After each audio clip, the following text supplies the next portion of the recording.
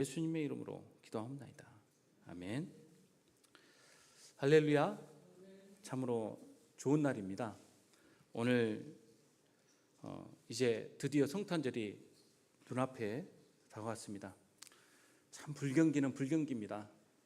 제가 자영업자 입장에서 서보니까 정말 불경기 맞구나. 작년하고 비교해서도 굉장히 체감이 많이 됩니다. 다른 분들도 그런 말씀들을 많이 하죠. 그럼에도 불구하고 성탄절이라는 이 기쁨을 우리가 억누를 수는 없는 거죠. 글쎄요, 쇼핑 열기는 얼마나 되는지는 모르겠습니다. 아무리 부족하여도 성탄절에는 또 준비하고자 하는 마음들이 있지 않습니까? 이렇게 성탄절의 분위기를 보면서 과연 성탄절의 주인공이신 우리 예수님에 대해서는 얼마나 우리가 생각을 하고 있는지 이렇게 돌이켜봅니다. 이 성탄절만 되면 속상하는 게 있어요. 온통 빨간 모자 쓴 할아버지만 보이니까, 그 뚱뚱한 할아버지 있잖아요. 산타클로스. 그분만 보이니까 사실 그분하고는 아무런 관련이 없는데 어쩌다가 그분이 주인공이 되셨는지. 그래서 웬만하면 저희도 교회 성탄 장식을 하면서 이 산타, 뚱뚱하신 그 산타 분은 웬만하면 안 두려고 합니다. 홀쭉한 산타 분은 계세요. 저희 홀쭉한 산타 분은 원래 교회의 초대 교회로부터 전례적으로 이어온 이렇게 가난한 사람들을 돕고 또 그 선물을 나눠주었던 성 니콜라우스의 그 모습이기 때문에 그 모습으로는 괜찮습니다만, 뚱뚱한 그분은 전혀 관계가 없으신 분입니다. 성탄절의 주인공이신 예수님, 과연 우리는 예수님을 얼마나 기대하며 이 시기를 보내고 있습니까? 오래전부터 이미 서구에서는 메리 크리스마스라는 말 대신에 해피 홀리데이란 말을 쓰고 있습니다. 이제 이 시즌은 더 이상 기독교인들의 절기가 아니고 모든 사람들이 즐기는 절기니까 그냥 즐거운 명절 보내자라는 그 뜻으로 해피 홀리데이 이렇게 쓰자라고 이야기를 하는 거죠. 그래서 점차 그렇게 바뀌고 있는 모습입니다. 메리 크리스마스라는 말, 이 말 자체가 이미 종교성이 있다고 생각을 하는 것이죠. 일본 사람들도 크리스마스는 굉장히 즐기더라고요. 보니까 그 사람들은 예수님 믿지도 않는데 대부분이요. 그럼 성탄절 크리스마스는 참으로 무엇을 위한 날입니까? 바로 예수님이 우리를 구원하시기 위해 이 땅에 오신 날을 기념하며 또 기억하며 또 오실 주님을 기대하며 주님께 감사와 축하의 경배를 드리는 날이며 우리가 서로 축하하는 그런 날입니다. 그렇다면 우리가 어떻게 이 날을 기념하고 경배해야 할까요? 참으로 준비된 것이 무엇입니까? 신령과 진정으로 마음을 다해서 주님 앞에 나와 예배 드려야 되지 않겠습니까? 지금 우리가 드리고자 하는 그 예배가 바로 이러한 경배 아니겠습니까? 그 다음으로 무엇을 우리가 기억하고 준비해야 됩니까? 주님께 드릴 것을 준비해야겠죠. 우리가 드리는 것이라고 생각하면 가장 먼저 물질을 생각하지 않습니까? 그러나 사실 물질보다 더 중요한 예물을 성경에서 말씀하고 있는데 사무엘상 15장 22절에 이렇게 말씀을 하고 있습니다. 사무엘이 이르되 여호와께서 번제와 다른 제사를 그의 목소리를 청종하는 것을 좋아하심 같이 좋아하시겠습니까? 순종이 제사보다 낫고 듣는 것이 순양의 기름보다 낫습니다. 순종, 이것은 마음의 순종이 있어야 할 것이고 몸의 순종이 있어야 할 것입니다. 그래서 우리가 주님께 드려야 될 최고의 예물은 바로 우리 마음과 몸의 순종이라 할 수 있겠습니다. 이것은 곧 헌신입니다. 이렇게 순종과 헌신 없이 드리는 예물은 그 자체가 예물이 될 수 없다는 것이 성경에서 일관적으로 우리에게 들려주는 말씀입니다.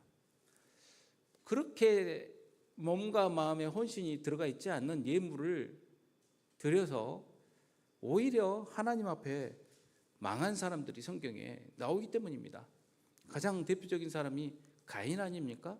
아벨과 함께 첫 예물을 하나님께 드렸지만 그 예물은 연락되지 못하고 그는 죄 가운데 헤매다가 그렇게 저주받지 않습니까?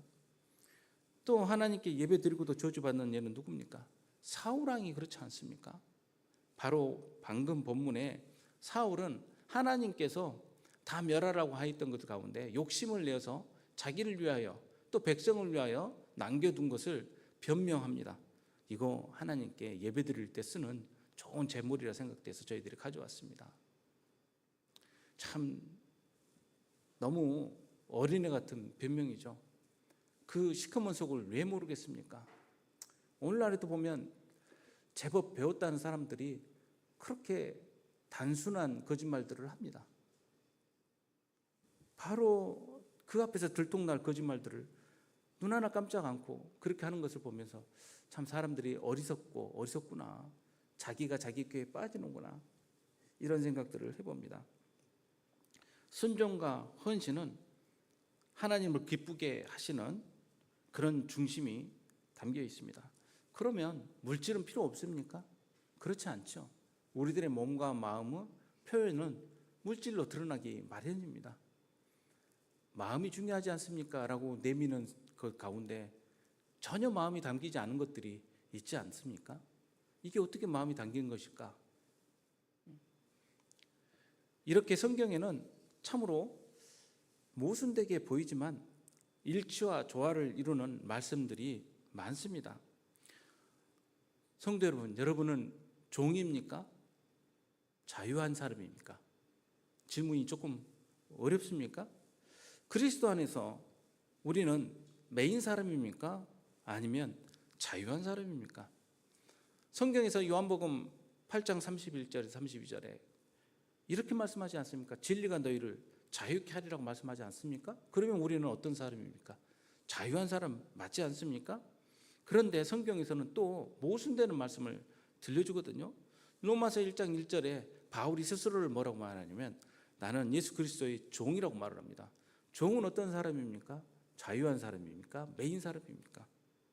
갈라디아서 5장 1절에 그리스도께서 우리에게 자유를 주셨기 때문에 죄의 멍에를 그렇게 매지 말라고 강권하고 있습니다. 그러면 자유자라는 뜻 아닙니까? 그런데 베드로전서 또 5장 16절에 이렇게 말씀합니다. 너희가 자유가 있으나 그 자유로 악을 가리는 데 쓰지 말고 오직 하나님의 종과 같이 하라. 그럼 어쩌자는 이야기입니까? 자유라는 거예요? 종이라는 거예요? 우리는 자유한 종입니다. 우리는 매여 있지만 자유한 사람입니다. 이게 서로 모순되어 보입니까? 그러면 남녀가 평등합니까? 그렇지 않습니까? 성경에 보면 골로새서 3장에 아내들아 남편에게 복종하라. 이는 주 앞에서 주 안에서 마땅하다라고 이야기를 합니다. 그러면 아내는 남편에게 메인 사람입니까? 성경은 그 한 절로 절대 끝나지 않습니다. 앞과 뒤가 함께 묶여서 한 뜻을 나타내죠. 그 뒤에 보면 남편에게 뭐라고 말합니까? 그리스도께서 교회를 사랑하신 것처럼 그렇게 사랑하라고 말씀하지 않습니까? 그리스도께서 교회를 위하여 우리를 위하여 무엇을 주셨습니까? 목숨을 내어주시지 않으셨습니까? 그러면 무엇이 또 큽니까? 그러니 일방향적이지 않다는 것을 우리는 알 수가 있습니다. 당시 노예제도가 분명히 있었어요. 노예제도 가운데 종들에게 그렇게 말합니다. 육신의 상제들에게 순종하라고 이야기를 합니다. 사람을 기쁘게 하는 자같이 눈가림만 하지 말고 주를 두려워하는 마음으로 성실하게 주인을 섬기래요. 노예제도를 인정하는 겁니까? 너희는 평생 그렇게 순종하면서 살아라는 뜻입니까? 그런데 또 상전들에게는 이렇게 말씀합니다. 의와 공평을 종들에게 베풀지니 너희에게 하늘에 상전이 있음을 알아라. 그럼 어쩌자는 겁니까? 하늘에 계신 상전 대하듯이 종들을 대하라는 뜻 아니에요? 그러니 질서를 깨트리지 않으면서도 그 안에 그리스도의 뜻이 무엇인지를 바르게 설명하고 있고 선언하는 것이죠. 그러면 그 안에서 무슨 일이 벌어집니까? 오네시모는 어떻게 됩니까? 그는 종이었지만 그는 어떻게 됩니까? 우리는 성경 안에 이러한 말씀들이 모순되어 보이지만 모순되지 않게 우리에게 역사하는 것을 보게 됩니다. 그렇다면 예수님은 섬기러 오셨습니까? 아니면 섬김을 받으러 오셨습니까? 제가 몇 차례 질문을 드렸던 질문입니다. 우리는 예수님께서 당연히 우리를 섬기러 왔다고만 생각을 합니다. 그러나 분명히 함께 잊지 말아야 될 것은 예수님께서는 섬김을 받으러 역시 오셨습니다. 성경에 보면 신약성경 사복음서 중에 예수님의 탄생에 관한 내용이 마태복음과 누가복음에 나옵니다. 사복음서 중에 두 복음서에만 이 탄생 이야기가 나옵니다. 가장 먼저 예수님의 탄생을 듣고 찾아온 사람들이 누구일까요? 동방박사들입니까? 아니면 누구일까요? 바로 베들레헴 들녘에 있었던 목자들입니다. 그들이 가장 먼저 찾아옵니다. 아마 동방박사들은 성경학자들은 훨씬 뒤에 찾아온 걸로 이해를 합니다. 예수님의 탄생을 발견하고 찾아왔기 때문에 그렇다고 이야기를 합니다. 아닐 수도 있을 겁니다. 그러나 성경에서 기록된 것에 의하면 목자들이 분명히 먼저 찾아옵니다. 누가복음 2장에 보면 8절부터 19절에 그 말씀이 나옵니다. 그 지역의 목자들이 밤에 밖에서 자기 양떼를 지키더니 주의 사자가 곁에 서고 주의 영광이 그들을 두루 비추매 크게 무서워하는지라. 천사가 이르되 무서워하지 말라. 보라, 내가 온 백성에게 미칠 큰 기쁨의 좋은 소식을 너에게 전하노라. 오늘 다윗의 동네에 너희를 위하여 구주가 나셨으니 곧 그리스도 주시니라. 여기서 말씀하는 다윗의 동네는 베들레헴입니다. 너희가 가서 광보에 쌓여 구유에 누워 있는 아기를 보리니 이것이 너에게 표적이니라 하더니 호련히 수많은 천군이 그 천사와 함께 하나님을 찬송하여 이르되 지극히 높은 곳에서는 하나님께 영광이요 땅에서는 하나님이 기뻐하신 사람들 중에 평화로다 하니라. 천사들이 떠나 하늘로 올라가니 목자가 서로 말하되 이제 베들레헴으로 가서 주께서 우리에게 말씀하신 바 이 이루어진 일을 보자 하고 빨리 가서 마리아와 요셉과 구유에 놓인 아기를 찾아서 보고 천사가 자기들에게 이 아기에 대하여 말한 것을 전하니 듣는 자가 다 목자들이 그들에게 말한 것을 놀랍게 여기되 마리아는 이 모든 말을 마음에 새기어 생각하니라. 누가복음에서 온 우주의 왕이신 예수님께서 짐승들의 우리간에서 태어나셨고 가장 먼저 찾아온 방문자들이 양을 치던 목자들이었음을 기록하고 있습니다. 어떤 분들은 그래요. 양들을 치던 목자들이 밤에 있었기 때문에 그때는 겨울일 리가 없다라고 말하는 분들이 있습니다. 그건 틀린 이야기입니다. 베들레헴에 있었던 양들은 대부분 성전에 쓰이는 양으로 많이 공급이 되었습니다. 1년 365일 양들을 치는 장소가 베들레헴입니다. 그리고 목자들이 양을 지키고 있을 때라는 뜻은 양을 우리에 놓고 밤새 그것을 지키는 이 목자의 모습을 표현하고 있는 것이지 그게 추운 날씨하고는 아무런 상관이 없습니다. 다른 사람들도 아니라 목자들이 이 소식을 들었고요. 예수님이 태어나신 모습은 이 온 우주의 왕이시고 왕 중의 왕이신 예수님께서 세상에서 가장 비천한 자리에서 태어나셨음을 우리에게 설명하고 있습니다. 당시 마구간은요, 우리가 생각하는 크리스마스 그 성탄 카드에 나오는 그런 나무로 만들어진 그런 마구간이 아니고 예수님이 누이셨던 구유는 나무로 만들어지고 고실고실한 그 건초들이 있는 푹신푹신한 그런 구유가 아닙니다. 당시 마구간은 굴을 파서 만든 동굴이었습니다. 그리고 그 위에 사람들이 살았어요. 그게 서민들의 가옥의 구조가 그렇습니다.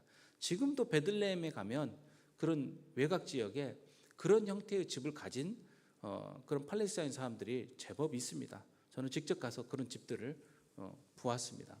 아래층은 굴로 파서 마구간으로 쓰고 위에는 사람들이 머물러 있습니다. 방문객들이 많았기 때문에 이미 위층 거주지들은 그들의 친척들로 가득했을 것이고, 자리를 구하지 못한 예수님과 마리아와 요셉은 그 아래 동굴에 있는 마구간으로 내려가야 했을 것입니다. 그리고 구유는 돌로 파진 그런 웅덩이같이 생긴 모습입니다. 나무는 굉장히 귀해서 동물들, 그 짐승들을 먹이는 그런 그릇으로 쓰지를 않았어요. 나무란 소재 자체가 귀했습니다. 그래서 그의 흔하디 흔한 돌들을 파서 구유를 만들어 둔 것입니다. 그 자리 위에 아마 옷가지를 얹어서 예수님이 나실 수 있도록 예수님을 거기에 누였을 것입니다. 그 밤이 과연 고요한 밤, 거룩한 밤, 그런 밤이었을까요? 어떤 선교사님이 저한테, 목사님 제발 찬송가 공예 이야기 좀 하셔서 이 찬송가 구절 좀 고치게 해주세요 라고 저한테 말씀하시더라고요. 어둠에 묻힌 밤이라는 구절이 맞지 않습니다.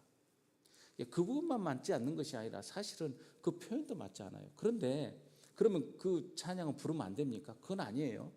그 찬양을 만든, 찬송가를 만든 분은 그 분위기를 자신이 받은 은혜를 빗대어서 말씀하고 있기 때문에 그것을 말하자면 틀린 찬양은 아닐 거예요. 그러나 상황을 설명하자면 맞지는 않습니다. 저는 오히려 고요한 밤, 거룩한 밤이라기보다도 시끄러운 밤, 황당한 밤으로 불릴 수도 있겠다라는 생각이 듭니다. 예수님께서 태어나신 그 밤은 짐승들의 울음소리로 가득했을 것이고요. 그리고 당황한 요셉의 그 함성으로 가득했을 겁니다.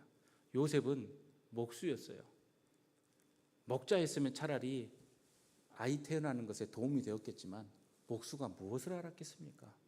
아이는 곧 태어나죠. 어떻게 해야 될지는 모르는 당황스러운 요셉은 소리를 질렀을 것이고 짐승도 따라서 울었을 것이고 그 바닥에는 변으로 가득했을 것입니다. 온 우주의 왕이신 예수님께서 그러한 자리에서 태어나셨다는 것, 여러분 상상을 해보십시오. 어떤 경호대도 없습니다. 천군 천사들이 옆에서 찬양하고 있었을 거라고요? 아니요, 이미 찬양하고 올라가셨어요. 천사들은요. 그 자리에는 적막한 그러한 분위기였을 것이고 참으로 당황스러운 분위기였을 겁니다. 이때 목자들이 찾아온 거예요. 그 당황스러운 순간에. 그리고 그 당황스러운 순간에 그들을 향하여, 요셉과 마리아를 향하여, 이분은 그리스도이시고 이분은 우리의 구세주이시라는 천사들의 그 말씀을 전하게 됩니다. 그 얼마나 놀라운 밤입니까? 그들에게 있어서 선물은 바로 이 복음을 전하는 것이었습니다. 예루살렘에서 헤로드 왕을 만난 박사들은요, 왕의 탄생을 묻습니다. 유대인은 왕으로 나신 이가 어디 계시냐고 묻습니다만 그 함께 그 자리에 있었던 대제사장과 성경을 읽고 기록하는 서기관들은 뭐라고 말하냐면 성경 말씀을 바로 기억해내어서 그리스도를 찾습니다. 분명히 동방에서 온 박사들은 유대인은 왕을 묻지만 이미 그 앞에는 헤롯 왕이 있는 것이고 그들은 그 왕이 그리스도 메시아이심을 알고 대답을 합니다. 바로 성경에서 찾습니다. 또 유대 땅 베들레헴아, 너는 유대 고을 중에 가장 작지 아니하냐. 이스라엘을 다스릴 자가 내게로 나올 것이라. 그의 근본은 상고의 영혼에 있느니라. 그러니 이 말씀은 미가서 5장 2절에 나온 말씀이에요. 상고 그리고 영혼. 예수님을 증거하는 이 말씀에 의해서 동방 박사들은 그들이 예상하고 온 그분이 그리스도이심을 분명하게 깨달아 알게 됩니다. 동방에서 온 박사들이 유대 땅을 다스리는 그런 통치자 한 사람을 경배하기 위해서 그 먼 길을 여행했을까요? 그들은 그 왕이 바로 구세주이심을 알고 찾아온 것입니다. 그리고 그 자리에서 확인하게 된 것입니다. 박사들은 예수님을 왕 중의 왕 그리스도로 생각하고 예수님을 참으로 섬기고 순종해야 할 하나님의 아들로서 인정하고 찾아온 것입니다. 예수님은 그 땅에 온 땅의 왕이셨을 뿐만 아니라 그리스도이셨기 때문에 동방박사들은 예물을 가져온 것이 아니겠습니까? 그들이 무슨 예물을 가져왔습니까? 황금과 유향과 모략이죠. 우리가 황금, 유향, 모략 세 가지로 보기 때문에 동방박사를 흔히 세 사람이라고 이야기를 합니다. 성경 어디에도 세 사람이란 말은 없어요. 동방박사들이라고 나옵니다. 2명이었을 수도 있고 4명이었을 수도 있고 5명이었을 수도 있겠죠. 그러나 물론 3명이었을 가능성도 높을 것 같아요. 예물이 세 종류이기 때문이죠. 그래서 동방박사 세 사람이라고 볼 때는 근거는 좀 약합니다. 그렇지만 선물은 분명히 세 종류였습니다. 자, 그런데 이 세 종류의 선물을 보면서 갸우뚱할 수도 있어요. 황금, 유향, 모략 중에 우리들 보기에 가장 좋은 것은 무엇입니까? 황금이죠. 황금이 있으면 유향도 사고 모략도 사고 나머지도 다 살 수 있잖아요. 그리고 황금이 정말 가장 귀한 것 아닙니까? 오늘날 금값이 금값이래요. 예, 그냥 이럴 줄 알았으면 돌반지 몇 개 더 사놓을 걸, 이런 생각을 할 때가 있죠. 제가 받았던 그 아들 때 받았던 그 돌반지, 그때는 돌반지를 줄 수 있었던 시대고요. 지금은 돌반지 안 준답니다. 금값이 너무 높아가지고 돌반지를 주는 경우가 거의 없답니다. 그 금으로 만든 옛날에 열쇠 같은 거, 그런 건 이제 찾아볼 길이 없죠. 금이 너무 비싸지 않습니까? 자, 금이 좋으면 모두 황금만 가져오지 왜 황금, 유향, 모략입니까? 일단 저는 이렇게 이해하기를요, 우리가 드릴 수 있는 선물이 황금만 있는 것은 아니다 라는 점을 생각할 수도 있지 않을까 싶습니다. 우리가 가져올 수 있는 선물들이 각각 다를 수 있지 않습니까? 우리가 드릴 수 있는 최선의 것이 무엇인가, 이것이 중요하지 않겠습니까? 황금은 재물의 대명사죠. 이 세상 모든 물질의 대표입니다. 황금. 달러는 가치가 변하고 다른 것들도 다 변할 수 있지만 황금은 말 그대로 정말 영원합니다. 아마 주님 오실 때까지 금은 물질의 대명사일 것입니다.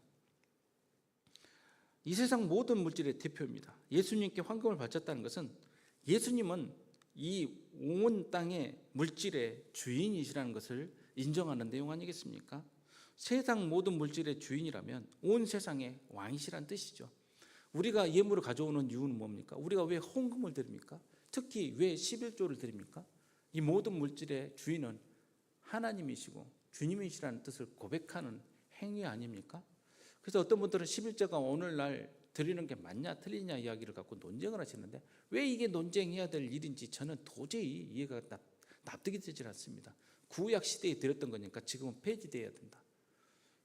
11조가 왜 드려야 되는 내용인지를 알게 되면 그 형식이 중요한 게 아니죠. 11조가 아니라 10에 더한 것도 드릴 수 있는 것 아니겠습니까? 우리가 받은 것은 주님께로부터 왔다라는 것을 고백하는 내용이 11조 아닙니까? 다음으로 유향은 무엇을 말합니까? 유향은 하나님께 드릴 제사 때 쓰는 향입니다. 유향의 가장 중요한 용도가 바로 제사이기 때문이에요. 레위기 2장 1, 2절에 보면 누구든지 소재의 예물을 하나님께 드리려거든 고운 가루로 예물을 삼아 그 위에 기름을 붓고 그 위에 유향을 놓아 아론의 자손 제사장들에게로 가져갈 것이요, 제사장은 그 고운 가루 한 웅큼과 기름과 모든 유향을 가져다가 기념물로 제단 위에서 불사를 지니 이는 화제라 여호와께 향기로운 냄새니라. 하나님께 드리는 제물에 빠지지 않는 것이 유향이었어요. 그러면 이 유향을 드린다는 것은 하나님께 드리는 예물로서 가장 대표적인 것을 드리는 것이고, 예수님께서 역시 하나님께 드려지는 예물로서 오셨다는 것을 또한 상징하는 내용이라고 할 수 있겠습니다. 또 이 유향은 분향단에 피울 향의 재료로서 또 쓰입니다. 출애굽기 30장에 보면 여호와께서 모세에게 이르시되 너는 소향합과 향과 나아감 향과 분자향의 향품을 가져다가 그 향품을 유향에 섞되 각기 같은 분량으로 하고 그 유향을 섞은 그 향으로 분향단에서 계속 피워 올림으로써 온 하나님의 백성들의 기도를 표현하게 합니다. 그러니 예수님은 중보자로 이 땅에 오신 것 아닙니까? 우리의 기도로서 우리의 기도를 하나님께 올려드릴 분으로서 이 땅에 오신 분 아니십니까? 그러면 이 또 유향은 또 어떤 때도 쓰입니까? 상처 치료하는 때도 씁니다. 동방 박사가 유향을 예수님께 드린 것은 예수님이 우리의 제사장이시며 우리의 치료자이신 것을 또한 증거하고 있습니다. 제사장의 역할은 하나님과 우리의 관계를 회복시켜 주시는 거죠. 그리고 우리는 죄인으로서 우리는 치료를 받아야 될 사람들 아닙니까? 바로 우리는 우리의 치료자는 오직 주님이심을 또한 상징하고 있는 것입니다. 세 번째로 드려지는 모략은 무엇을 상징합니까? 모략은요, 성막과 성전한 모든 기구들과 제사장에게 바른 거룩한 관유의 대표적인 것입니다. 이것이 약간 그 연고처럼 이렇게 끈끈하게 생겼어요. 그래서 그것을 같이 섞어서 바르기도 하고 또 그걸 바름으로써 또 분별할 때 쓰기도 합니다. 출애굽기 30장 22절에서 24절에 이렇게 보면요, 여호와께서 모세에게 명령합니다. 모략 500세겔과 반수의 향기로운 육개 250세겔과 향기로운 창포 250세겔과 계피 500세겔을 성소 세겔로 하고 감람기름 한 흰을 가지고 그것을 거룩한 광유를 만들되 향유를 제조하는 방법대로 향기름을 만들지니 그것이 거룩한 관유가 될지라. 이걸로 만들어서요, 이 모략으로 같이 섞어 만든 이 기름으로 성전 성막 안에 있는 기구들을 성별하면서 바르는 기름으로 썼어요. 제사장을 안수할 때도 이 기름을 갖다 썼습니다. 그걸 바르고 그걸 거룩하게 제사장 구별할 때 썼어요. 그래서 모략은 성전이신 예수 그리스도를 상징하는 물품이에요. 그러면서 또 모략은 어디서 쓰게 되냐면요, 장례를 할 때 방부제로 썼어요. 중동 낚시의 이 특성상 시신이 빨리 부패하는데 이때 시신을 발라서 부패를 늦추는 용도로 쓰게 됩니다. 미라를 만들 때도 썼습니다. 엄청난 모략이 들어가게 되죠. 예수님의 사역에서 중요한 것은 십자가의 죽음이죠. 그리고 죽으신 예수님의 몸에 모략을 사용합니다. 누가복음 23장에 52절부터 56절에 이 모략이 나와요. 그가 빌라도에게 가서 예수의 시체를 달라 하여 이를 내려 세마포로 싸고 아직 사람을 장사한 일이 없는 바위에 판 무덤에 넣어두니 이날은 준비일이요 안식일이 거의 되었더라. 갈릴리에서 예수와 함께 온 여자들이 뒤를 따라 무덤과 그의 시체를 어떻게 두었는지를 보고 돌아가 향품과 향유를 준비하더라. 여기서 나오는 향품은요, 헬라어로 아로마입니다. 아로마. 이 아로마가 향품이에요. 이 향품 아로마라는 뜻은 들어올리다는 뜻이에요. 무엇이 들어올라갑니까? 향이 이렇게 올라오죠. 그래서 이 아로마라고 되어 있고, 향유는요 오히려 위로 모략을 말합니다. 그래서 향품은 그 아로마를 할 때 그 시신의 냄새가 나지 않도록 쓰이는 것이고요. 향유는 그 시신에 발라서 그 장례를 준비하는 내용입니다. 이것을 볼 때 동방 박사들이 바친 이 세 번째 그 예물인 모략은 성전이신 예수님의 특별한 희생, 장례를 위하여 예비된 거라고 할 수 있겠습니다. 자, 이렇게 각각의 의미들이 있는 예물이 예수님께 드려지게 되었죠. 예수님은 이 땅에 우리를 섬기러 오셨지만 우리가 섬기기 위해서 예물을 드리고 경배해야 할 분입니다. 이 크리스마스 성탄절을 눈앞에 두고 우리는 어떤 예물을 준비하고 있습니까?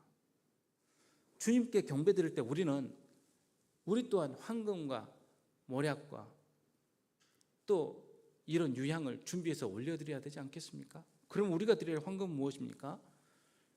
예수님께서 이 땅에 왕으로 오셨기 때문에, 온 우주의 주인이시기 때문에 앞으로 주님께서 말씀하신 것을 우리가 순종하면서 나아가겠습니다라는 이런 결단이 주님께 드릴 가장 좋은 선물 아니겠습니까? 그리고 우리를 위해서 희생제물이 되심으로 우리의 허물과 아픔을 치료해 주시러 이 땅에 오신 예수님을 기억하면서 예수님께 우리의 솔직한 기도 예물을 올려드려야 되지 않겠습니까? 우리에게 있는 허물들, 우리에게 있는 어두움들, 우리가 치료받아야 될 내용들을 숨기지 않고 주님 앞에 아뢰어서 나아가야 되지 않겠습니까? 예수님께서는 우리를 치료해 주실 때 성령을 통하여 기쁨을 표현하십니다. 우리 이렇게 어둠이 있습니다. 이러한 고통이 있습니다. 주님 앞에 나아갈 때 주님께서 기뻐하십니다. 주님께서 솔직한 기도를 기뻐하시는 것이죠. 우리가 우리 형편이 안 되어서 주님께 드릴 예물이 부족합니까? 건강도 부족하고 시간도 없고 물질도 없습니까? 그것은 그러면 우리가 드릴 것이 뭘까요? 기도 아니겠습니까? 예수님은 십자가의 죽음으로 우리의 죄를 용서하시고 또한 죽음을 이기고 부활하여 우리에게 영원한 생명을 주셨습니다. 우리는 주님을 믿을 때 죽음의 문제를 해결하고 영생을 주신 분으로 우리는 믿어야 합니다. 우리가 또 드릴 선물은, 예물은 바로 이 믿음입니다.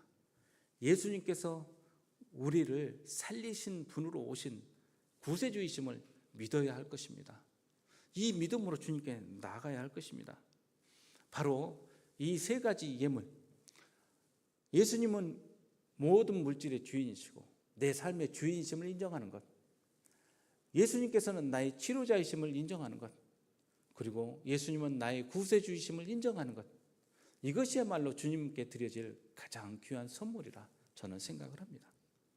이제 오늘 우리는 주님인 우리의 왕이시요 제사장이시요 치료자이시며 영생의 구주로 오신 성찬절을 앞두고 주님 앞에 예배를 드리고 있습니다. 주님 앞에 경배 드리기를 원합니다. 아무쪼록 우리의 예배가 이런 주님의 모습에 합당한 헌신과 섬김과 결단의 예배가 되어 주님을 기쁘시게 하고 우리에게도 그 영광의 빛과 은혜와 축복이 넘치는 그러한 성탄절이 되기를 주님의 이름으로 축복합니다. 다 함께 기도하겠습니다. 아버지 하나님, 참으로 저희들은 부족한 게 많습니다. 주님께 드릴 것이 무엇인지 살펴보면 부끄러운 마음이 듭니다. 오히려 우리들 마음은 강팍하여서 항상 사울처럼 가리고 있지 않는지 이 시간 돌이킵니다. 드리는 손길이 부끄럽지 않는지, 그리고 드릴 때 살아계신 주님께 드리는 것이 아니라 그저 형식처럼 드리고 있는지 않는지 이 시간 돌이켜봅니다. 진실로 이 땅에 왕으로 오신 예수 그리스도를 우리가 인정하고 모든 물질의 주인이신 주님 앞에 우리가 주님을 경배하는 예물을 드릴 수 있는 저희들 되게 하시고, 우리의 치료자로 오신 예수님을 인정하여서 우리 안에 있는 아픔과 상처를 내어놓을 수 있는 저희들이 되게 하시고, 참으로 우리에게 구원을 베풀시기 위해 이 땅에 오신 주님을 인정하여서 오직 주님만이 우리의 구원이심을 고백하는 저희들 되게 하여 주옵소서. 감사드리며 예수님의 이름으로 기도하옵나이다.